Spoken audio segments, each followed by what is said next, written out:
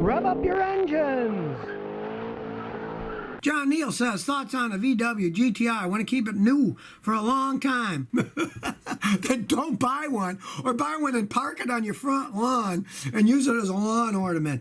Volkswagen's quality over the last few decades just keeps going down and down. Plastic nonsense they're throwing on them. They cost a fortune to maintain. I mean, they're just money pits as they age. And they aren't cheap to fix. They're not like the old Volkswagens of the 60s that you could change the oil with 2 3/4 quarts of oil for $3 and everything was easy to fix. They are complex European money pits as they age. You don't want to buy one of those things. If you're going to keep your cars for a really long time, you won't be happy. The air conditioning compressors break on them all the time. I'm always fixing them on people's Volkswagens. Think some other way. You want a sporty car? Maybe get one of those new Subarus with the standard transmission that Toyota sells them, but they're not Toyotas. They just make them and put a Toyota badge on them. If you want a sporty car, you might try one of those. Martin Gillen, Scotty, what's a typical list of jobs a competent home mechanic can do for themselves? Thanks.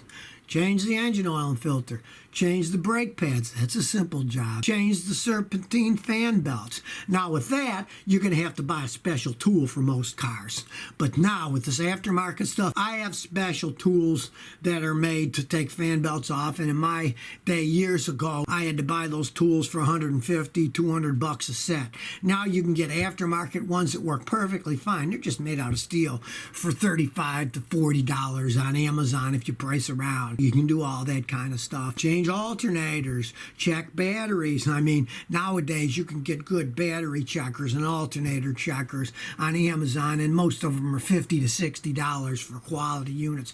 Don't buy the $19.95 units. They're garbage. I've tried them out. But the $50, $60 one battery and alternator checkers, they work pretty well. You know, there's a lot of stuff you can still do yourself. Wheel bearings and stuff like that, because it used to be when you had to change front wheel drive wheel bearings, you needed a machine press, which was a pain, and you're not going to do it yourself. But they're almost all sealed units now where you have to replace the whole hub. So you just on bolt the axle shaft, and there's 4 or 6 bolts to hold that hub assembly, and then the hub assembly just comes off. You put the new one in, put the 6 bolts and put it together, and away you go. There's a lot of stuff you can do yourself nowadays. Zeton Zizo says, Scotty, can you please help me, please? I need to choose a used modern car for my family. 2 adults and 4 children. We want to spend around 30 grand. Well, there's a bunch of you, so there's 6 of you. If you don't mind squeezing in a Toyota Camry, you know, that's not that bad of a deal. But if you're talking about you want enough room for everybody, if you like, I don't mind a van, get a Toyota Sienna van. And those things can run forever. My son got a used one a couple of years ago, 2 adults, and then 2 more grandkids.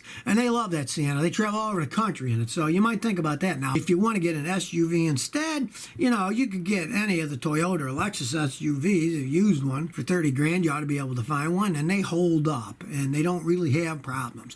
My one advice is don't waste your money on an all-wheel drive one, because they cost more to maintain, they get worse gas mileage, and you really don't need that stuff unless you live in Alaska or something where it snows like mad. Christine Strazek says, why do gas fumes come out of my gas tank and smell bad in a cabin when it's 100 degrees or over? Is it safe? Hyundai Elantra 2016.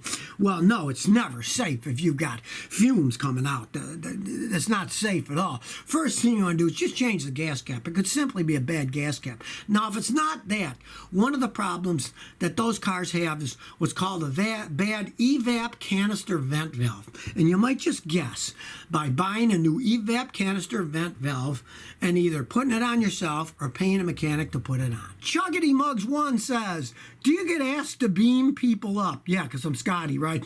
Yeah, sometimes people do. Let me tell you, that's a myth. I spent a bunch of time years ago when I was on TV researching and trying to see when Captain Kirk says to Scotty, beam me up, Scotty. And believe it or not, on the original shows, it was never said.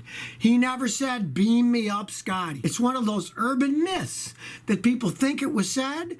Now, if anybody out there can find a clip of a Star Trek, an original one, where he says, beam me up, Scotty, please send it to me on a link so I can see, because I searched years ago and I could never find him say it. People say, beam me up, Scotty, all the time to me, but it was actually never said in the show in the first place. So if you never want to miss another one of my new car repair videos, remember to ring that bell.